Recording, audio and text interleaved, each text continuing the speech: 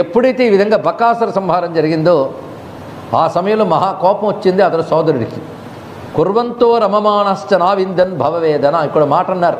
ఇలా ఎల్లవేళలా ఆ పిల్లలందరూ బలరామకృష్ణులతో తిరగడం వల్ల, కృష్ణ సాంగత్యం వల్ల వాళ్ళకి భవవేదనాం నావిందన్, సంసార వేదన తెలియడం లేదు అన్నారు. ఈ సంసారం ఎందుకు వచ్చేవయ్యా, ఇదంతా మాయా, ఇదంతా దుఃఖం, ఎప్పుడు పోగొడతావయ్యా అనక్కర్లేదండి. ఆయన తలంచుకుంటూ ఆనందిస్తూ ఉంటే సంసారం పట్టదు, అదే ఆనందాన్ని కలిగిస్తుంటుంది. ఇక్కడ అలాంటి స్వామితో సంచరిస్తూ ఉంటే కుర్వంతో రమమానాశ్చ, ఆయనతో కలిసి ఎప్పుడు ఆనందంగా విహరించడం చేత వాళ్ళకి భవవేదనని తెలియడం లేదు. అంత ఆనందంగా ఉన్నారు వాళ్ళందరూ. దీన్ని బట్టి కృష్ణ పరమాత్మ అందరినీ ఆనందింపజేస్తూ విహరిస్తున్నాడు. ఇక్కడ గోపకల్ని, గోపికల్ని, గోవులని, దూడలని, గోప బాలకుల్ని అందరినీ ఆనందింపజేస్తున్నాడు. అందుకే గోకులము, బృందావనము అంటే నందవ్రజంలోనూ బృందావనంలోనూ స్వామి చేసే లీలల్ని మాధుర్య లీలలు అంటారు. ఇక్కడ మాధుర్య లీలలు అంటే ఆనందాన్ని కలిగించే లీలలువి. ఎందుకంటే ఆనందాన్ని మించిన మాధుర్యం లేదు. ఆనందమే పరబ్రహ్మం, అందుకే మాధుర్యమే బ్రహ్మము. ఆనందో బ్రహ్మేతి విజానాత్ అంటున్నాం కదా, అటువంటిప్పుడు ఆనందమే మాధుర్యం కదా. ఎవరైనా మధురమేదయ్య అంటే ఆనందమనే అంటాం కదా. కృష్ణ పరమాత్మ మధుర రసాధిపతి. అందుకని మధురాధిపతి అంటే మధుర నగరానికి అధిపతి కాదు, మధుర తత్వానికి అధిపతి, మాధుర్యానికి అధిపతి. బ్రహ్మానందమనే మాధుర్యానికి అధిపతి ఆయనే బ్రహ్మానంద స్వరూపుడు కనుకనే బృందావనంలో ప్రతి లీల కూడా ఆనందాన్నే కలిగిస్తాయి. ఆయన రాక్షస సంహారం చేసినా మనకే వణుకు రాదు, ఆనందమే కలుగుతూ ఉంటుంది. ప్రతిదీ అంత అలవోకగా అవలీలగా చేస్తూ ఆనంద ప్రదానం చేస్తూ ఉంటాడు ఆయన. అదే తర్వాత లీలలు ఐశ్వర్య లీలలు అనిపించుకుంటాయి. ఆయన మళ్ళీ మధురకు, ద్వారకకు వెళ్ళి చేసినవన్నీ ఐశ్వర్య లీలలు. ఐశ్వర్యము అంటే ఈశ్వర భావ ప్రకటనం అని అర్థం. ఈశ్వరుడు అధర్మాన్ని శిక్షించడం, ధర్మాన్ని రక్షించడం చేస్తాడు. ఆ పని అక్కడ కనబడుతుంది ఎక్కువగా. ముఖ్యంగా కంస సంహారం మొదలుకొని చిట్ట చివరికి ధార్తరాష్ట్రుల్ని మొదలైన సంహరించడం వరకు చేసిందంతా కూడా ఐశ్వర్యలీల. ఐశ్వర్యంలో మాధుర్యం లేకపోలేదు, మాధుర్యలీలలో ఐశ్వర్యం లేకపోలేదు.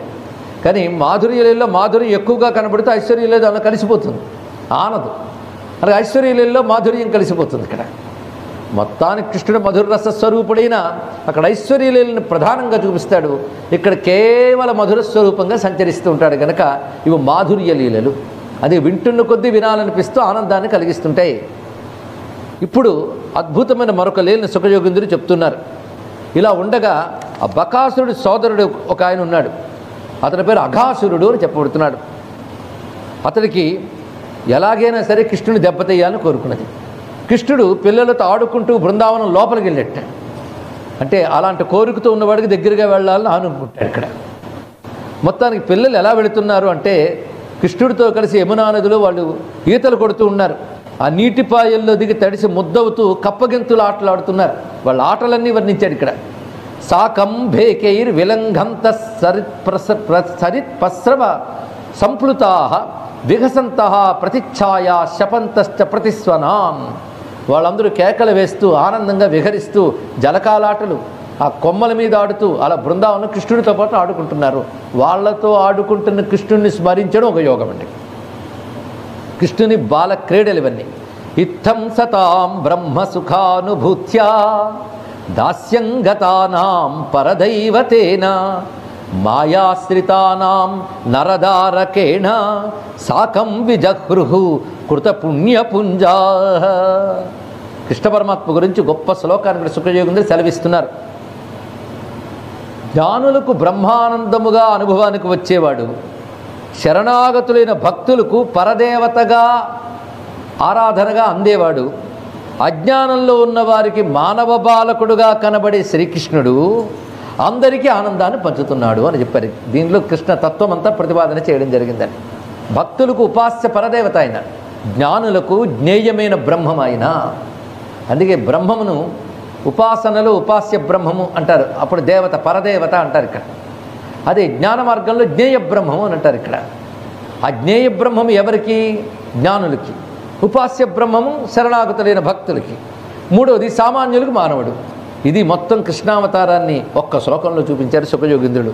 ఈ విధంగా విహరిస్తూ ఉంటే అఘాసురుడు ఆయన మీద కసి పెట్టుకున్నాడు.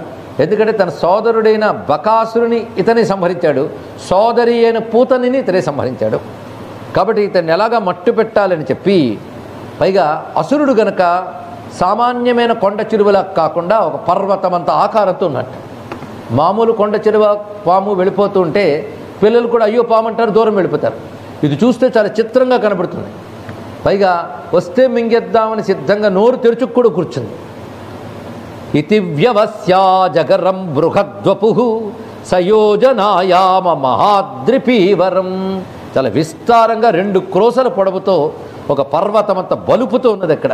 పైగా నోరు తెరుచుకుంది. వ్యాత్త గుహానంతత, ఒక కొండలో గుహ అన్నట్లుగా నోరు తెరుచుకున్నది. పైగా ఆ కింద పెదవి భూమికి తగిలేటట్టు, పై పెదవి ఆకాశాన్ని అంటుకుంటోందా అన్నంత తెరిచింది నోరు. ధరాధరోష్ఠో జలదోత్తరోష్ఠో దర్యాననాంతో గిరిశృంగదంష్ట్ర, అలా ఉన్నది అది. అయితే పిల్లలు కదా, వాళ్ళ కుతూహలం చాలా ఎక్కువ. వాళ్ళ చూసారా, చూడ్డానికి పెద్ద బండరాయిలాగా కొండలాగా కనబడుతుంది, చూస్తే ప్రాణి అనిపిస్తుంది. మనం మింగడానికి నోరు తెరిచిన కొండ చిరువలా ఉంది కదా ఇది అని అనుకుంటూ ఉంటే, అందులో ఒక ఆయన అన్నాడు, చాలా బాగుంది, ఒకసారి లోపలికి వెళ్ళి చూద్దామా ఏమిటి అనుకున్నట్టు వాళ్ళందరూ.